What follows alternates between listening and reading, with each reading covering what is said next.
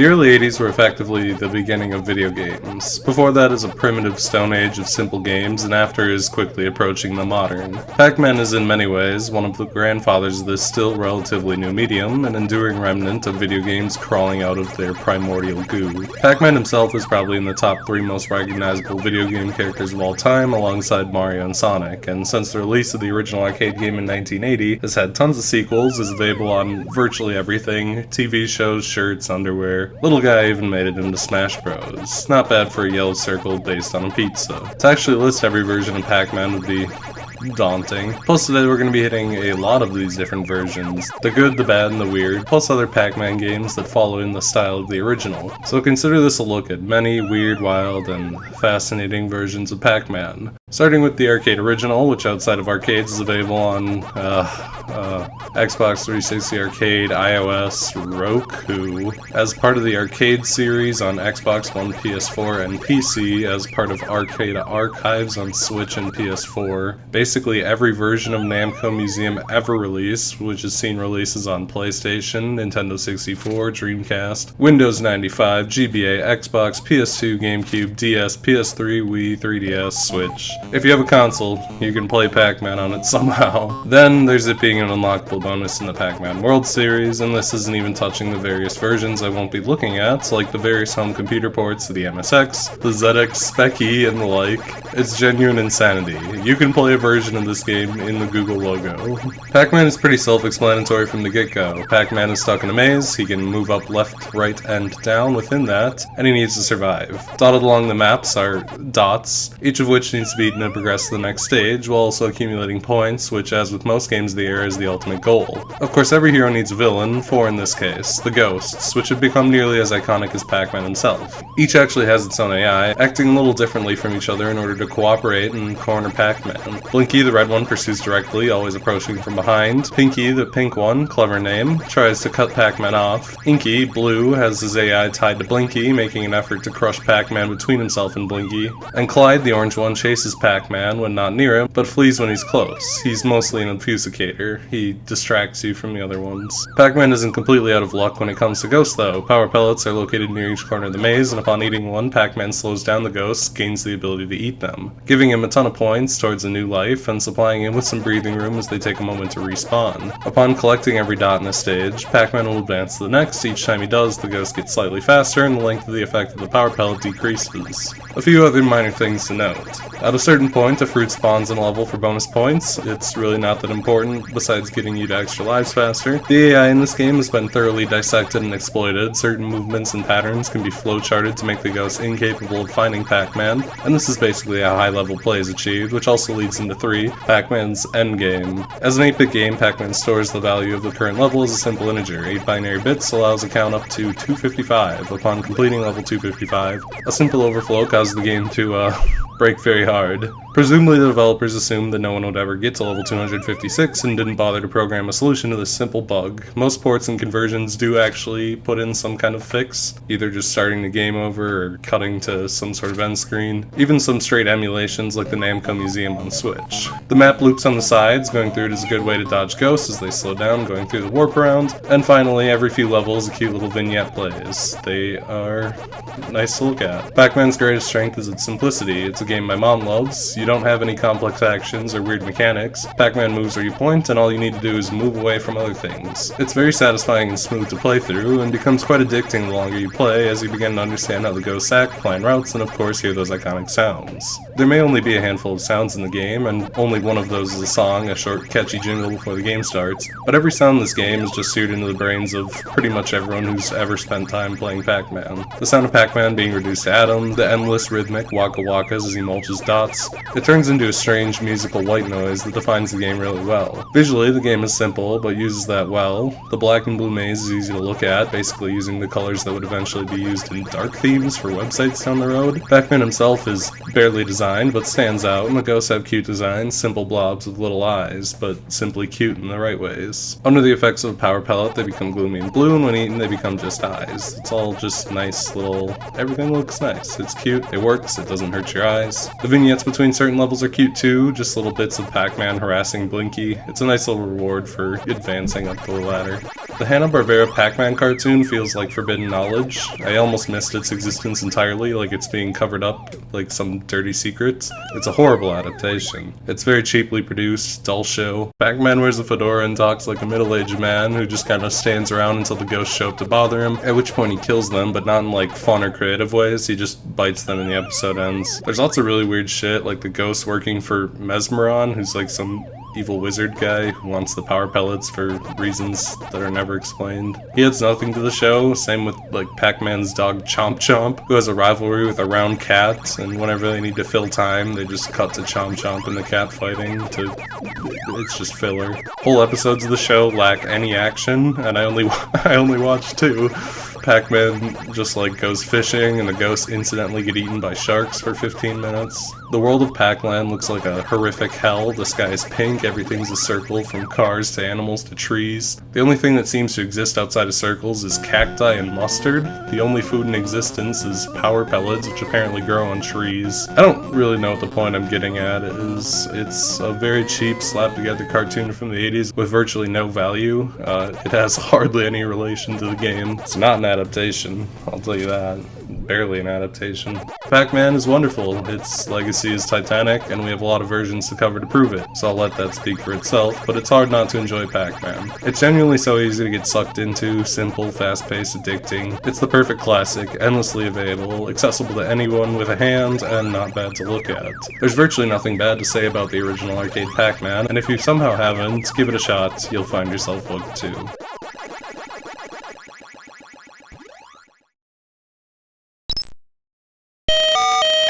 So I have a lot of ground to cover. I figure I'd start with one of the oldest versions and easily the worst. It's almost impressive that you could fuck up something as simple as Pac-Man, but the Atari 2600 version is proof that it's more than possible. Atari came to a programmer named Todd Fire and said, "You have 6 months," and this is apparently the end result.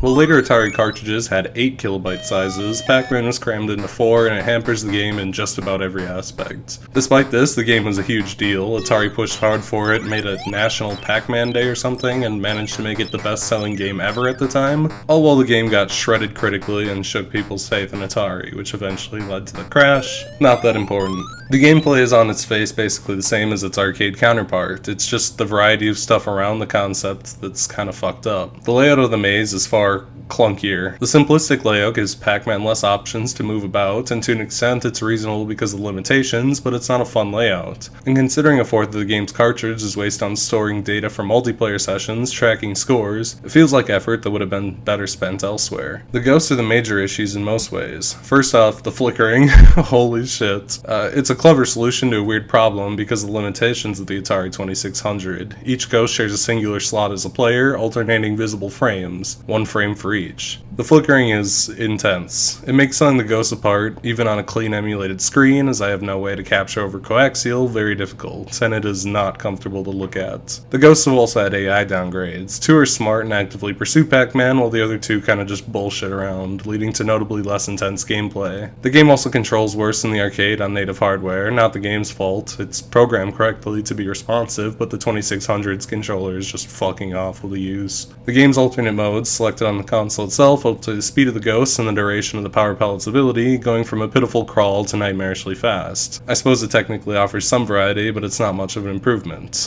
Visually, the flickering alone is very painful. There was apparently a work started on fixing it, but Atari themselves pushed the port forward to rush it to release. The colors they could be worse, but they're not appealing. Everything needing to be aligned is a bit awkward for the pellets, but at least Pac-Man looks okay. The sound is a bigger shame. The jingle is worse, the Waka Waka is completely dead, and it kinda just sounds like a big fucking mess. If anything would have been recreatable, it's probably the sound, at least to an extent, so it's a shame that it's kind of just like this, you know? To spoil real-life some, 2600 Pac-Man's success was a huge problem. Confidence in Atari was shattered, and the terrible quality of this game, among others, sank Atari and most of the gaming industry with it. It's never a good look when the monolith of the industry greeds out so hard that they release something of this quality. On some technical levels, it employs kinda neat tricks to function at all. The ghost flickering it's a neat trick. It's Absolutely the most miserable way to play Pac-Man, and basically any other version you can play is better. This is just a disaster.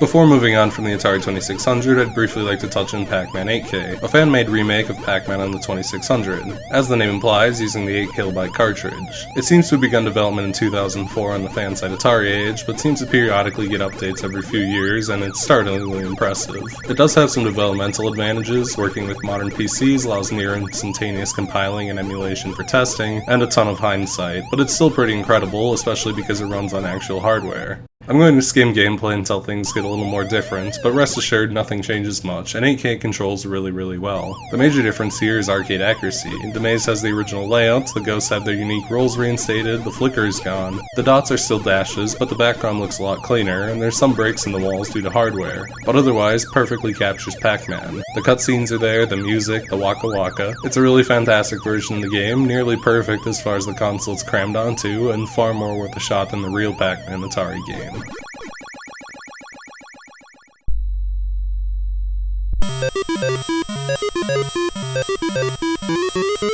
Also developed by Atari, like the infamous 2600 port, the 5200 port is thankfully much stronger, a nice second chance at doing it right. The development of this game is a bit of a mystery. It seems to be mostly forgotten, but that is the fate of everything Atari made past the 2600, so it is what it is.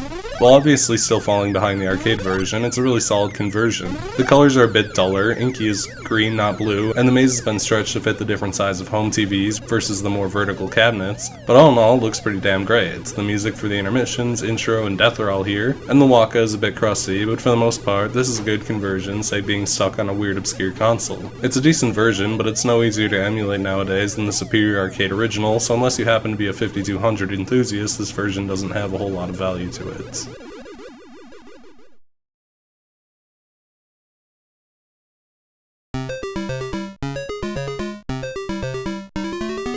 The NES version is the first I'll be touching on that was actually developed by Namco since the arcade, which thankfully means it's pretty high quality. The NES version has probably seen the most re-releases, sans the countless versions of the arcade original. After its original 1984 release in Japan, it would see a re-release on GBA and the Classics NES series line, Wii U, and 3DS Virtual Console services, as a masterpiece on Super Smash Bros. For Wii U, on the NES Classic Edition, and Namco Museum's Archives Volume 1, a collection of Namco NES games which is available on the PC, Switch, Xbox One, and PS4. The NES version is very strong, probably the strongest home version of its era, primarily because as you start to go further and further down the timeline, you just begin to run into endless emulations of the arcade original. Gameplay is effectively one-to-one, although evidently there's an AI bug that causes the ghost to scatter less, although I'm not good enough to catch on to that myself. The map is also smaller due to the NES's aspect ratio, although it's a very small difference. Graphically, it's the cleanest version of the era too. The colors do seem a little more muted, darker and earthier as opposed to the stronger pastels of the arcade, but I think it looks pretty nice despite that. Sound is also accurate to the arcade, so full marks there. The NES version is a fantastic option for playing Pac-Man, a step below the arcade version, but only a small one and fairly available by comparison to the other versions.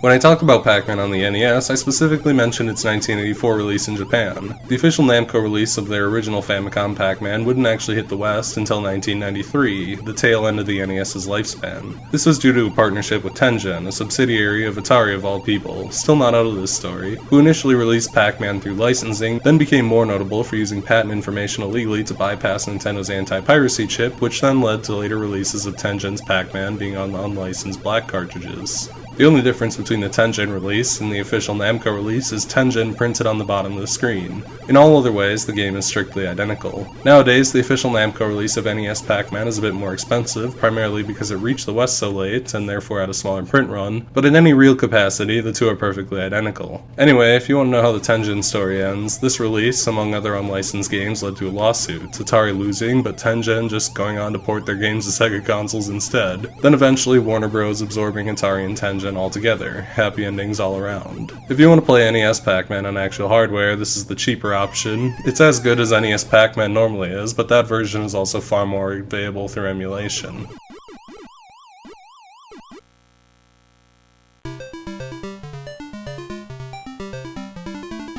Wouldn't be an NES game without some weird-ass ROM hacks I have lying around on Famicom bootleg multicarts. Maze Tussle, also just called Maze on the cartridge's selection menu, is a visual overhaul of Pac-Man. The hack seems to have come from Chinese bootleg carts as padding, although you rarely see them with this relative amount of effort in these cases. Maze Tussle obviously plays the same as Pac-Man does on the NES, but has been visually overhauled to a spooky labyrinth setting. The ghosts have been given devil horns, Pac-Man himself is a demon despite being the heroes, the walls have been turned into stone brick patterns, and the power pellets are crosses. It's a pretty decent looking hack if nothing else, and is available on romhacking.net, so it's pretty easy to find. It plays the same as Pac-Man, but gave me a bit of variety from looking at Pac-Man, which I had been doing a lot of. Decent hack, you know? It's a simple visual overhaul for Pac-Man.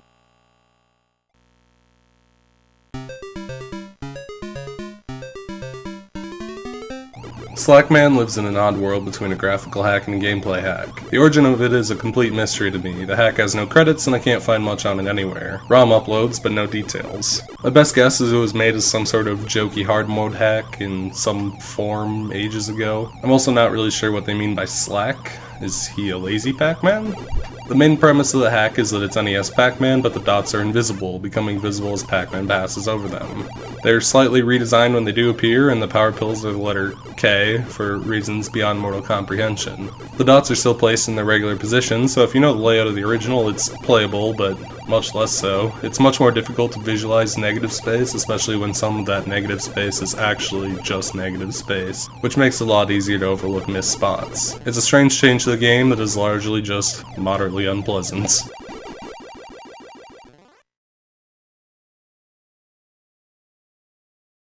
The Neo Geo Pocket Color is a really cool little handheld. Obscure and expensive, unfortunately, but really great. The Pac-Man conversion for the system is great too, not in small part thanks to the fantastic little clicky stick on the console, perhaps the best joystick that's ever been put on any console. It's a simple, straightforward port of Pac-Man, but in two modes to accommodate the very tiny screen on the Neo Geo Pocket Color. The standard mode is very zoomed in. I'll hand it to them, it's pretty much arcade perfect, but your view is extremely limited to a detrimental effect. Finding dots you missed is very hard, and not knowing where ghosts are coming from makes the game much more difficult than it should be. If there was arrows indicating positions, it might be better, but this is definitely not the mode to play. The zoomed out mode is a lot stronger. It's just arcade Pac-Man, but everything is extremely small. Almost chibi, as weird as that sounds to say about the already simple shaped characters. But look at the little wavies on the ghosts. It's a really charming, pretty arcade accurate, tiny Pac-Man that controls really well thanks to the Neo Geo Pocket Color's wonderful clicky stick. It's definitely a version to play if you have a Neo Geo Pocket Color, but it's not nearly as cool emulated. Cute, but without the charm of its console, and Neo Geo Pocket Color emulation is a bit of a pain.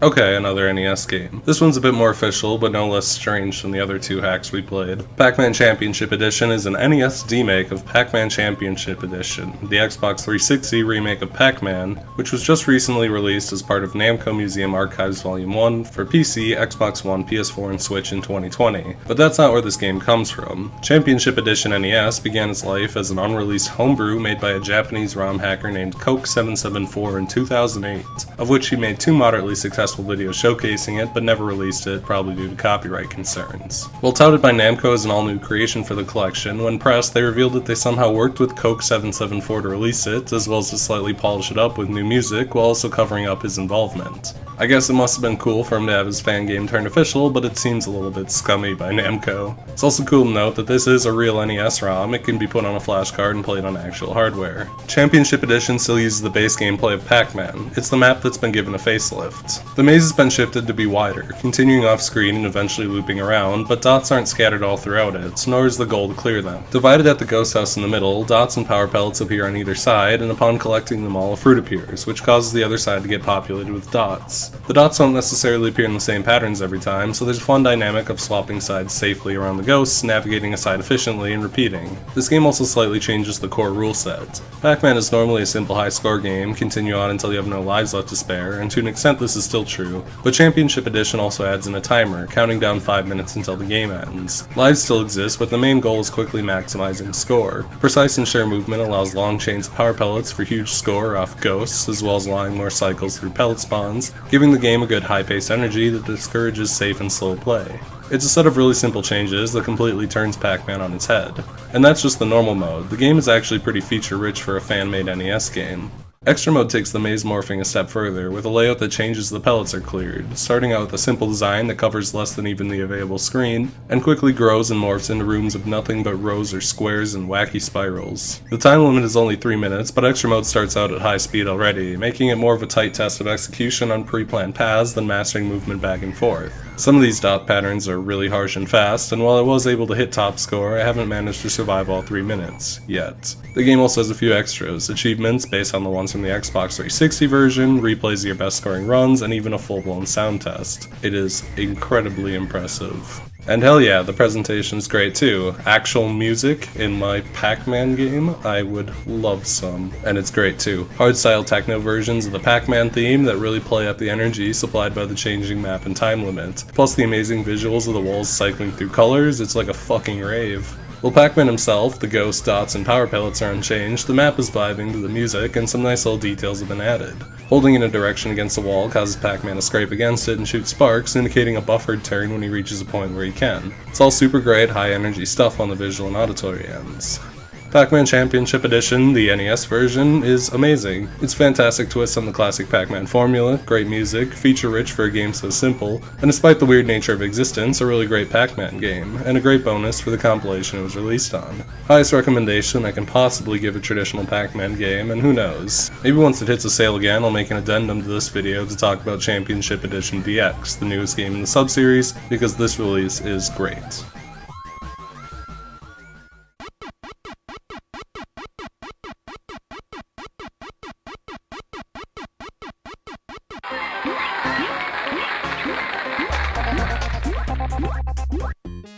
This ain't your granddad's Pac-Man. Pac-Mania is a semi-remake sequel type thing to Pac-Man that takes it to the next dimension, kinda. Pac-Mania released to arcades in 1987, which put it at the perfect time in history for a million re-releases and ports. Some home PCs like the Commodore 64 and Atari ST among others, NES, which I'll talk about shortly, Master System, Genesis, Game Boy Advance, and the Pac-Man Collection, which was also re-released on the Wii U Virtual Console, the PlayStation, PS2, Gamecube, Wii, and Xbox Namcom Museums. I played the game on the PS2, that's how I played it. PS3 and Xbox 360 and Pac-Man Museum, iPhone and other mobile digital stores, plus plug and plays on and on. The big change here is early, kinda crusty, kinda great, isometric 3D, which to be fair shakes things up pretty hard. The base gameplay of Pac-Man is intact, but Mania shifts the camera 30-odd degrees to a diagonal perspective, as well as adding substantial zoom. Like the teeny tiny port to the Neo Geo Pocket Color, this makes the game substantially harder for all the same reasons. Tracking down missing dots is a pain, and enemies have a tendency to blindside you, especially from the bottom right where you have the least visibility. That said, the pace of the game is moderately slower even at the higher levels, making this less of an issue than Tiny Pac-Man, but it's still not ideal. Thankfully, unlike a lot of other isometric games, the angle isn't changed so intensely the controls are disorienting. Left is diagonally up left, but the left lean is subtle enough that it feels natural if you catch my drift. Pac-Man himself has a new move in his arsenal as well, jumping, which is actually a lot of fun too. You'd expect being able to skip directly over ghosts to be pretty broken, especially as you can turn corners in midair, but it's balanced pretty well by the enemy density. The original 4 ghosts return, acting as they always have, and are joined by 3 new ghosts. Sue, a purple ghost that's extremely aggressive and tailing Pac-Man. Funky, a green ghost that can appear twice per stage, aggressive and able to jump, although his jump is low enough that he can sometimes be jumped over depending on spacing, and Spunky, a gray ghost that can also appear twice. She's less aggressive, but has a higher jump that makes her impossible to jump over. This means on later stages, up to 9 ghosts can appear simultaneously. Honestly, it becomes a bit too chaotic to play around it sometimes. The game also has 4 distinct worlds, all of which have their own little things to differentiate them beyond appearances. Blockland is a weird LEGO world, which is a bizarre theme for a Pac-Man game, and one they kept coming back to for some reason, although it certainly is unique, and as it comes first, it's the easiest and has the most basic layout. Pac-Man's Park is a recreation of the original game's layout with simple neon barriers. I would have liked if the floor is black to complete the illusion, but the layout is still the classic. Sandbox Land is where the ghosts will begin jumping, and has dots inside the wraparound areas that loop back into themselves, as well as a more complex map with twists and turns, and the final stage, Jungly Steps, is the most twisting and turning by far. Call me crazy, but it kinda reminds me of the Atari 2600 layout. This game also actually ends. Depending on the game's setting, it can end as early as round 7 or continue indefinitely. For early 3D, the game holds up surprisingly well in visuals. The game's style is simple, seeing as it is still Pac-Man, but the sprite work looks pretty authentically 3D despite being fancy sprite work. Pac-Man is smoothly animated, and the little bounce he has when he lands from a jump is a really cool touch, as are the ghosts. And despite the weirdness of level themes, Lego, pyramids, abstract stairs, it's all pretty charming and colorful. Definitely simple, but in an appealing way. The game also actually has music, wild. The way Pac-Man's Park remixes the little Pac-Man opening jingle is great, and the Blockland and Sandbox Land music is inoffensive. Not great, but listenable. Not sure who composed the quote-unquote music for Jungly Steps though. I'd guess a monkey and a keyboard because it's just a grating assortment of random noises. Pac-Mania has largely been forgotten to time, and I think it's partially the fault of the popularity of its predecessor. Pac-Man is just that huge, as well as Pac-Mania being effectively replaced in its entirety by a game I'll get to very shortly. The simplicity of Pac-Man was what held it up, and Pac-Man didn't need more complexity or makeover to be an addicting masterpiece. The game was pretty well received. It's not like it's an issue of quality. In fact, the game is quite fun. It's got the same addicting gameplay with a few twists to keep it fresh, different maps to keep things from being repetitive, and a solid new style. I really enjoyed it. It's not the replacement I think Namco wanted it to be, but Pac-Man never needed a replacement. This is just a fun, supplementary game as a companion for Pac-Man, and it's kinda a shame it stopped appearing on collections as of late, missing the newer Switch Namcom Museum and the like, as it deserves at least a little bit more love.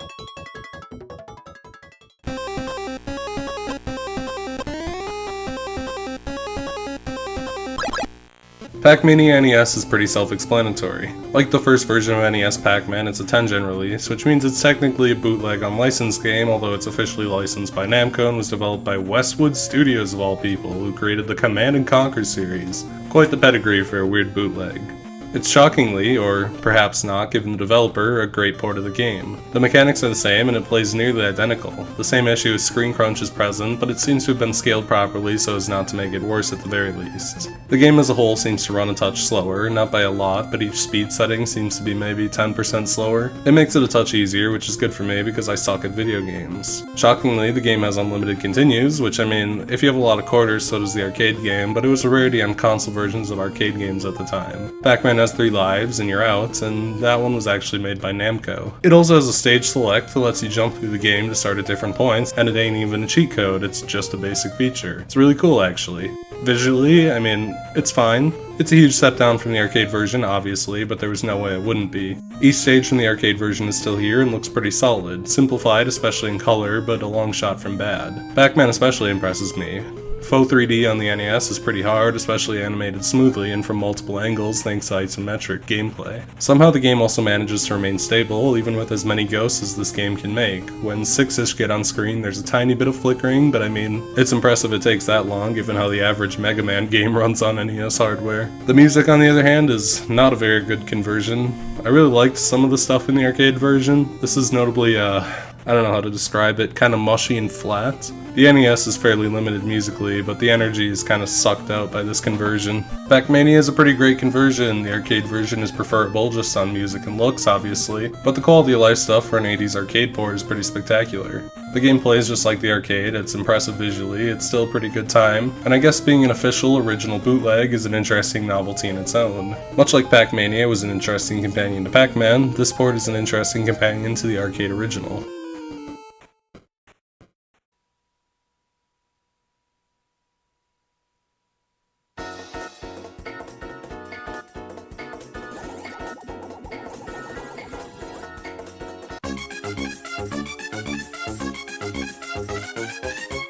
After 10 entire years without Pac-Man getting a new arcade offering, Pac-Mania would finally get its replacement, Pac-Man Arrangement. Although its 1996 release meant it was much less primed to be on every single console and computer known to man as Mania had been. Namco Classics Collection Volume 2 on the PS1, a demake on Pac-Man Collection for the Game Boy Advance, which was also on the Wii U's Virtual Console, the Gamecube, PS2, and Xbox Namcom Museum, and the Switch, PS4, and Xbox One Pac-Man Collection, as well as, of all things, 2 full remakes on PSP as part of Namco Museum Battle Collection and Namco Museum Volume 2, the latter of which is known as Pac-Man Arrangement Plus, with the first remake, Pac-Man Arrangement PSP, also getting standalone releases on the PC, PS3, Xbox 360, and iOS digital stores.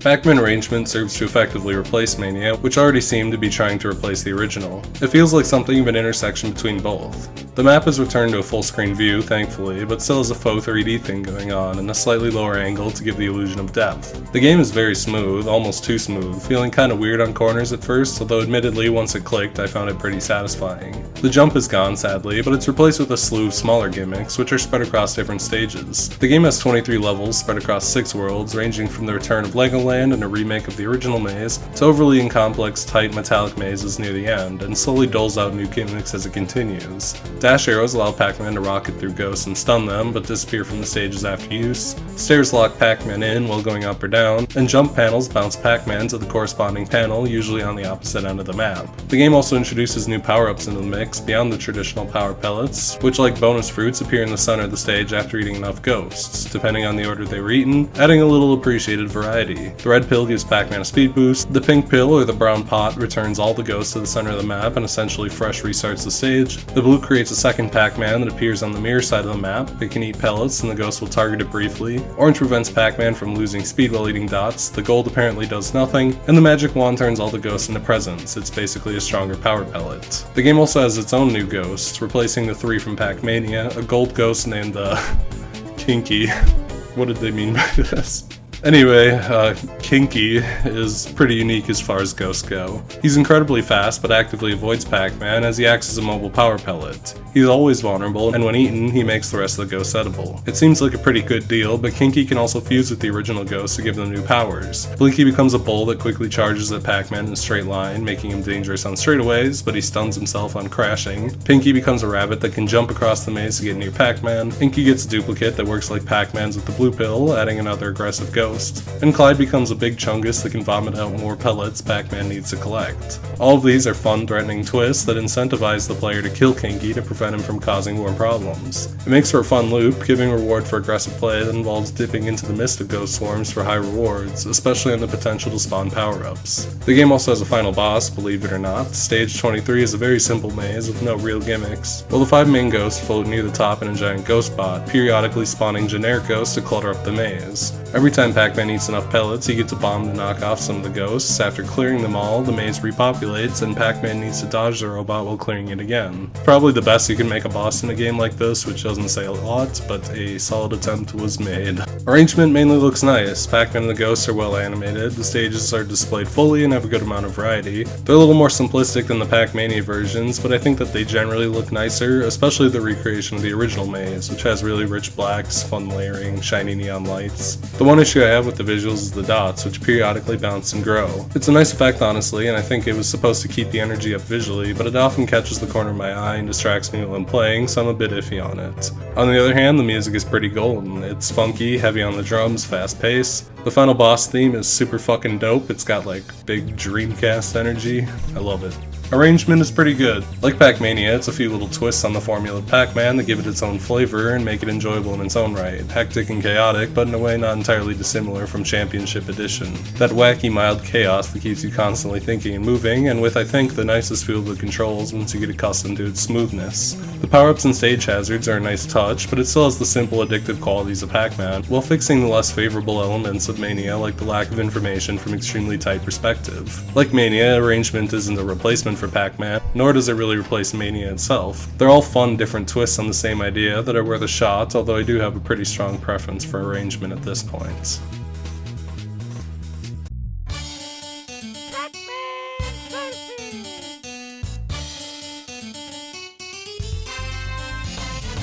Did you know that Shigeru Miyamoto, the Mario guy, designed and directed a Pac-Man game? Initially made as a tech demo, it was pitched to Namco after the fact and became Pac-Man Vs. in 2003. This weird little thing was a multiplayer-only Pac-Man concept meant to show off the Gamecube and Game Boy Advance connectivity. 1 to 3 players control Ghost on the TV, while Pac-Man has his own screen on the GBA. This kinda limited its re-release potential. Namco Museum DS got a pretty cool conversion in the DS Namco Museum in 2007, where every player obviously had their own screen, and has fairly recently appeared on the Switch Namco Museum release from 2017, which has a single-player mode of sorts, but also has the multiplayer back by using ad hoc wireless with a second Switch for Pac-Man, which is how I played the game. Pac-Man Vs. is a pretty standard Pac-Man setup with a multiplayer twist. For the Pac-Man player, the game is effectively unchanged. It's Pac-Man, but your ghost opponents are potentially smarter depending on your friends, although the AI ghosts are pretty fucking stink. Pac-Man isn't necessarily working to clear the board, but instead trying to reach a score goal, which he accomplishes by playing the game as normal. Playing as the ghost is a little more interesting. The 3 ghosts only have 2 options for scoring: kill Pac-Man or collect fruits. Ghosts are put at a pretty heavy disadvantage in that their field of view is extremely limited, requiring solid coordination to find and catch Pac-Man. A cool detail is that the different parts of the mazes are colored differently, red, purple, yellow, etc., to help with callouts, which is pretty clever. Ghosts can also eat the fruit that periodically spawns. For Pac-Man it's just points, but for ghosts it greatly increases their field of view for about 20 seconds, which is a benefit for the whole ghost team. The new single player mode for the Switch is pretty weak. You can only play as the ghost, which gets a little lonely and repetitive, despite the pretty wide selection of maps and different layouts, some of which are pretty strong given how they force the ghost to work in different ways to corner Pac-Man. It's definitely a party game designed for 4 players, and it's much weaker without that. Visually, the game is really nothing to write home about. I mean, it's not bad, but the 3D models are pretty flat and plain, and even though there's a lot of variety in the maps, the original arcade layout and look for the default map, and a few new ones with a graveyard theme and aquatic dock theme, but even these don't really have a lot of flair or style. I really like the portrait art used in the game. The drawings of Pac-Man and the Ghosts have a really nice style to them, but it's pretty bland all things considered, which kinda extends to the music. The title theme is pretty cozy, with a kinda soft rocky rendition of the Pac-Man theme, but the stage's music is pretty much just a wash. One of the weirdest things in this game is that the announcer is Mario. Ready? I mean, hell, if you have Miyamoto you might as well, but it's a little fucking jarring. Pac-Man Vs. is neat. It's a bonus on the Switch version of Namco Museum, but actually playing it is kind of a headache. To get the full experience you need 2 consoles. A Gamecube and a Game Boy Advance, 2 or more DS's, 2 Switches. If you're playing it alone, I really wouldn't bother, but as far as Pac-Man party game goes, it's a pretty sick idea. It would have been a really good one for the Wii U now that I consider it. Largely, Pac-Man Vs. is a neat concept with the potential to be really fun, if you can set it up through the pain in the ass of its wacky implementation, but I mean, that's kind of Miyamoto's thing, ain't it? I had fun playing it with my brother for a little bit. The single player, not great.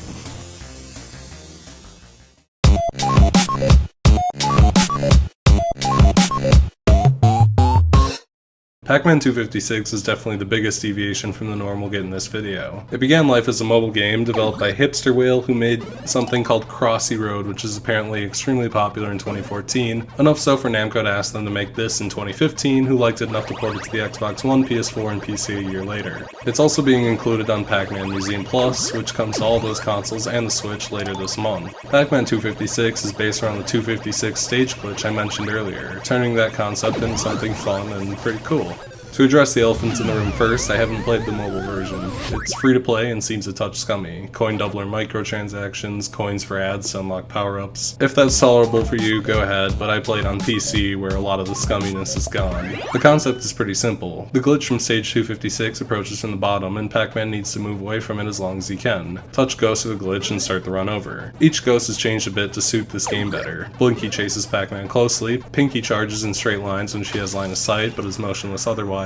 Spunky chases like Blinky if Pac-Man gets close and wakes him up, and is faster and more aggressive but goes back to sleep if Pac-Man gets too far away. Inky patrols small loops around the maps, Sue and Funky move back and forth in groups in horizontal lines to make walls, and the new ghost Glitchy warps around occasionally while chasing Pac-Man to throw him off. The ghosts are much more passive than previous games, serving primarily as simple obstacles to advancing down the infinite stretches of the maze. There are various power-ups to collect as well beyond the standard power pellet, with an additional 21 that are unlocked over time by playing. Each serves basically the same purpose to let Pac-Man defeat ghosts. Some are pretty useful, like the laser, which shoots a laser in front of Pac-Man, while others like Freeze just slow down ghosts temporarily, which isn't very helpful. Power pellets are always available, but the player chooses the other 3 power-ups that appear, which gives some kind of choice to the matter. There's definitely some issues with the balance that makes it feel like a mobile port. Power-ups unlock at a snail's pace, and the game is pretty repetitive, clearly designed for 2 or 3 runs on a boss over sitting down to play through it. Same for coins, which are used to upgrade the duration of power-ups, which can be found in low amounts in the maze, but larger amounts are usually given as random gifts, which required watching ads on mobile, or by completing random challenges like eat 5 apples, many of which are really luck dependent. It's a grind that, despite being really fun a few times, doesn't change ever, and the inconvenience of having to boot it up on a computer is far higher than doing so on a phone. It doesn't help that the game somehow lacks a quick restart. On game over, you're always sent back to the main menu,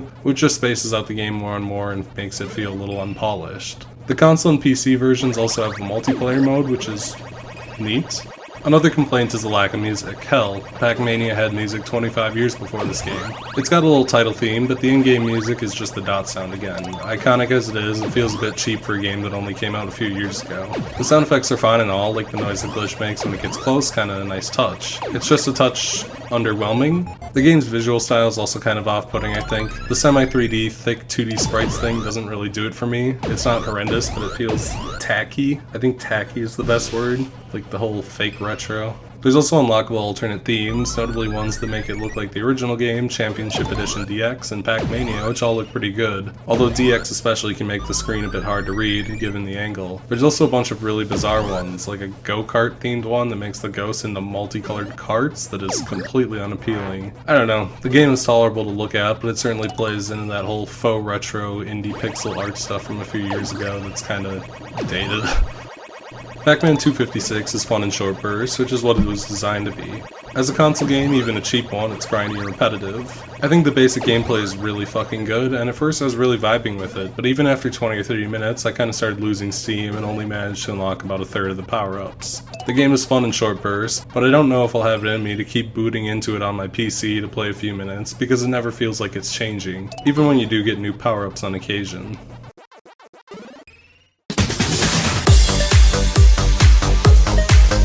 Something something, #1 victory royale, yeah, Fortnite, yeah. I played a lot of Pac-Man, so let's end on the battle royale, because every game has to be a battle royale now. Pac-Man 99 released in 2021, exclusively as a free-to-play title for the Switch. The developer Eureka has kinda made this their niche. They similarly made Tetris 99 and Super Mario Bros. 35, which similarly feature wildly uninteractive battle royale mechanics laid on top of old titles. Not that uninteractive is awful, just kinda weird. Largely, Pac-Man 99 is pretty standard. It takes a bit from Championship Edition, but is mostly just Pac-Man with a new goal, survive. The primary way this is accomplished is by playing the game. Pretty much normally, eating a ghost sends an obstacle to an opponent. You can choose whether to send them out randomly to target opponents that are doing well, but that's really the extent of your interaction with the other 98 players and theirs with you. There are a few twists to the standard formula. A new power-up appears that causes one of your ghosts to create a chain of ghosts behind them, making for easy combos to create more and stronger obstacles for your opponents, while fruit spawn after enough dots are eaten, and like in Championship Edition, reset the board, giving you more access to power pellets and ghost multipliers. Eating a ghost also extends the length of time power pellets last, further incentivizing playing fast and aggressive. To speak on the obstacles, they don't start to be extremely impactful until the late game. They take the form of ghostly Pac-Men called jammers. The black ones slow Pac-Man down moderately, but can be killed by ramming into them, and they all dissipate when Pac-Man grabs a pellet, and the red ones kill Pac-Man on contact even if he has the power pellet active, and only die when Pac-Man resets the board with a fruit. It really is kind of a competitive solitaire situation, like modern Yu-Gi-Oh! I love Yu-Gi-Oh! By the way. You and your opponents are so far separated from each other and your interactions are so impersonal that they may as well just be bots. In fact, I found about a tenth of them are. Granted, still getting in lobbies of 90 is pretty impressive a year after this game released, and a few bots to pad the roster to keep wait times low is completely fine by me. Is it fun? Yeah, it's a good time. It's Pac-Man with a high-paced, frantic twist. It's hard to complain. The game also has 3 additional modes available by DLC, bundled together for $15, and I find how worthwhile they are to be pretty questionable. CPU battles Pac-Man 99 with only bots who interact with you as humans would. To its credit, it has selectable difficulty and speed, but it feels kinda pointless given the game is a battle royale with emphasis on fighting against others. At least it makes the game semi-preservable for when the servers eventually die, I suppose. Score Attack turns the game into a standard Pac-Man game, but with the 99 twists. It's purely a solo mode with the mechanics of 99 on top, and jammers seemingly appearing at random. Of the DLC modes, this is by far the strongest one. It's still largely superfluous, but like many games I've discussed today, it's a fun twist and companion to the original. Worth $15? There's so many Pac-Man games on the Switch that it's a giant stretch, unless you're the guy from the Fred Willard Show. Behold, I am Pac-Man! Pac-Man just gives me this feeling of giddiness, like there's all these tingles running up and down my nipples. Lastly, blind time attack. This is what it sounds like. The game counts down for a minute and a half and ends at 0. There's a few ways to gain slightly more time, and the goal is to see how many fruit you can get before the end. It's a fine twist on score attack, but it's certainly not my thing. I'd rather be allowed to push myself at my own pace, although I know some people will probably love this.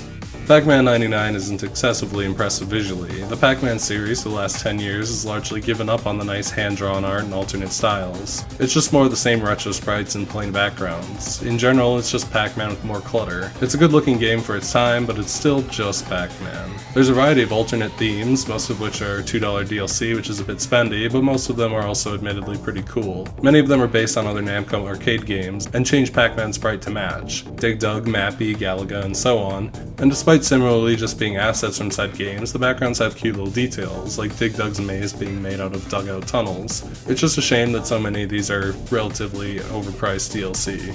Music is fine, it kinda goes for the same techno-y thing that Championship Edition, but comparatively it's a little standard and there isn't a whole lot of it.